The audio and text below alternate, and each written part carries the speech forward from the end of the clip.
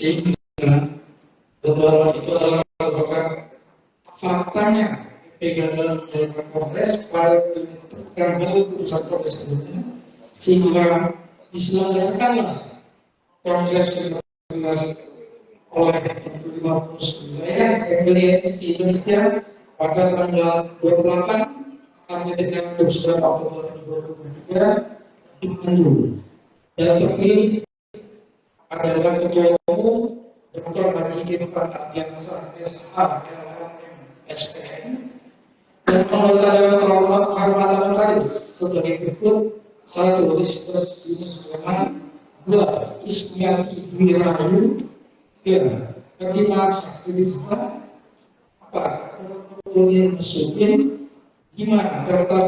Inara. Inilah yang sekarang menjalankan program ini kembali.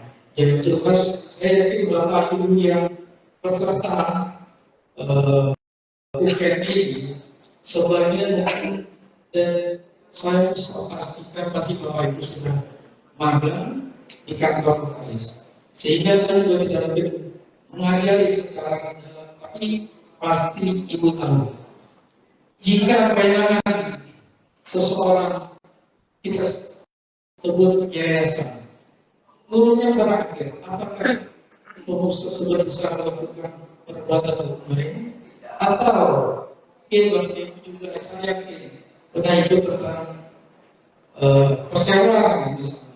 Direksi notarisnya masa pribadi 5 tahun. Kemudian pada saat mengajukan kredit biasanya itu ditanya bahwa ini sudah terakhir, Bapak Ibu tidak berwenang. Artinya apa? Harus berubah. Ubahnya bagaimana? Dengan rapat umum luar biasa pembiasaan. Nah, itulah secara situasi nanti untuk detailnya bisa disampaikan oleh teman saya nanti yang akan menjabarkan tentang ini yang dimulai DKP. Kemudian ini juga masih sering dipertanyakan, mengapa masih harus diselenggarakan ujian kode notaris? Sementara di pendidikan notaris atau magister kenotariatan sudah dilakukan.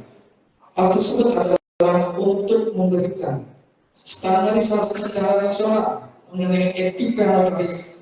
Ini juga mungkin profesi saya juga ini maupun tadi punya kode etik. Jadi kita memang ini merupakan hal yang sudah berat ini dilakukan organisasi, seperti bagaimana notaris telah baik dalam menjalankan tugasnya maupun dalam kegiatan sehari-hari, hubungan notaris dengan klien, hubungan sesama rekan notaris dan antar kerjanya, kewajiban anggota dan penguasaan anggota oleh organisasi.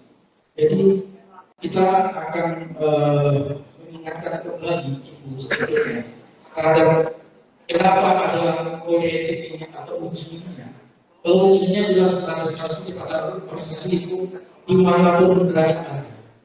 Karena itu menjadi tanggung jawab organisasi jika para ibu tidak berbagi dalam hal tersebut. Kemudian apa yang Bapak Ibu selama ini mungkin di bangku kuliah, akademik, mungkin juga dalam seminar-seminar, tapi ikut dalam kode etik notaris itu adalah suatu hal bagaimana mengimplementasikan apa yang Ibu dapat di bangku kuliah dan prakteknya sebagai notaris yang mengerti apa yang para notaris itu yang ada di dalam organisasi ini. Jadi itulah salah satu. Jadi apa selalu ada masih ada terus juga aku sudah seperti ini begini. Maaf Ibu, saya juga pengajar juga, saya juga memahami. Coba bayangkan, sekarang saya juga menjadi prodi Indonesia 46 atau berapa sekitar itu 46. Sehingga bayangkan satu prodi ada reguler, ada eksekutif yang hanya 2 hari. Apakah sama hasilnya? Anggap satu mata pelajaran ujian dan kode etik, apakah sama mulai hanya kuliah tatap mukanya sebulan sekali dengan orang yang 6 bulan. Nah, untuk itu kita akan supaya nanti Bapak Ibu di lapangan tidak terjadi kesenjangan terhadap pengakuan etika tersebut maupun PJN, maka inilah kita memberikan namanya semacam pembekalan yang tentu nanti pembekalan ini akan Ibu lalui, tapi saya berharap ini bukan menjadi hafalan. Hafalan cukup pada saat Ibu mengikuti akademik. Sehingga yang terakhir Ibu hafal lulus dapat A. Kalau di sini bukan itu. Yang Ibu kejar adalah bagaimana meresapi apa yang Ibu pelajari itu, implementasinya nanti sebagai Ibu sebagai notaris. Saya kasih contoh yang simpel. Kalau seorang notaris hanya untuk memuji dia sebagai notaris, mudah.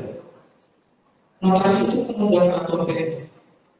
Untuk formalnya sudah kita lihat di pasal 38. Apa bunyi berhadapan tanggal berapa? Kira-kira apa namanya akte, tanggal, nomor, berhadapan, jam waktu. Kira-kira Bapak Ibu sudah melakukan hal tersebut atau tidak? Betul nggak jam itu wayang itu datang? Betul nggak jam itu kita ada di kantor?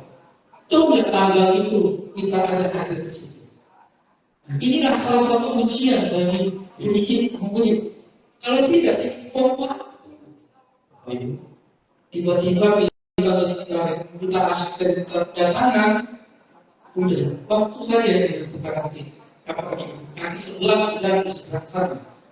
Jadi tolong para calon-calon notaris, jadi itulah kenapa kita harus melakukan ujian kode etik. Itu tidak lain adalah untuk membuat standarisasi biar kita sesuai hal tersebut. Ikatan manusia yang melalui kode etiknya merubah pedoman tuntutan arah bagi anggota yang dalam melakukan jabatan yang berperilaku dengan maksud dan tujuan untuk meningkatkan kualitas operasi notaris dalam rangka profesionalitas.